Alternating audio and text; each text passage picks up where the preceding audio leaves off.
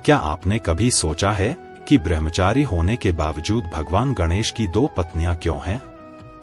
और पूजा के दौरान उन्हें पवित्र तुलसी क्यों नहीं अर्पित की जाती? आइए इस रहस्य से पर्दा उठाते हैं। गणपति को दूर्वा घास और लाल जसवंती के फूल चढ़ाए जाते हैं, लेकिन तुलसी गणेश जी की पूजा का हिस्सा नहीं है।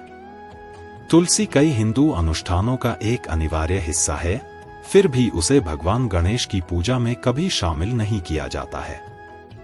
इसके पीछे एक रोचक कहानी है। तुलसी का जन्म धर्म के रक्षक धर्मराज के यहाँ हुआ था। वो सद्गुणों और भक्ति का प्रतीक भगवान नारायण के प्रति समर्पित होकर बड़ी हुई।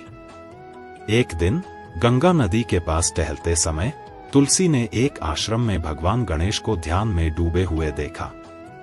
उनकी दिव्य उपस्थिति से मंत्रमुग्ध होकर वो उनके पास पहुंची।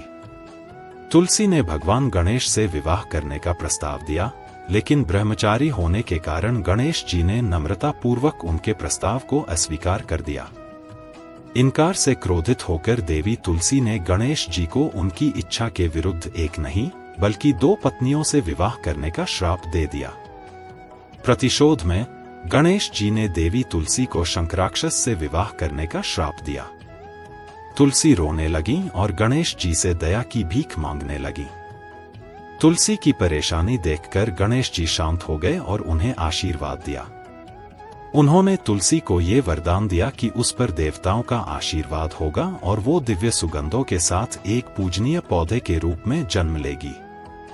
वो भगवान विष्णु को विशेष रूप से प्रिय होगी, परंतु वो गणेश जी की पूजा में कभी भी अर्पित नहीं की जाएगी। अंततः श्राप प्रभावी हुआ और भगवान गणेश ने रिद्धि और सिद्धि से विवाह किया, जबकि देवी तुलसी ने राक्षस शंखचूर से विवाह किया।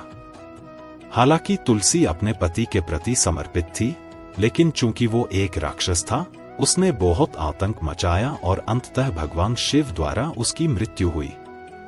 अपने पति के निधन के बाद देवी तुलसी का जन्म एक पवित्र तुलसी के पौधे के रूप में हुआ, जो भगवान विष्णु की प्रिय थी। सभी अनुष्ठान तभी पूर्ण माने जाते थे जब समारोह में तुलसी अर्पित की जाती थी। इस प्रकार ये कहानी बताती है कि पवित्र मानी जाने वाली तुलसी का उपयोग गणेश जी की पूजा में क्यों नहीं होता। उनके बीच आपसी श्रापों के कारण ये अनोखी परंपरा शुरू हुई।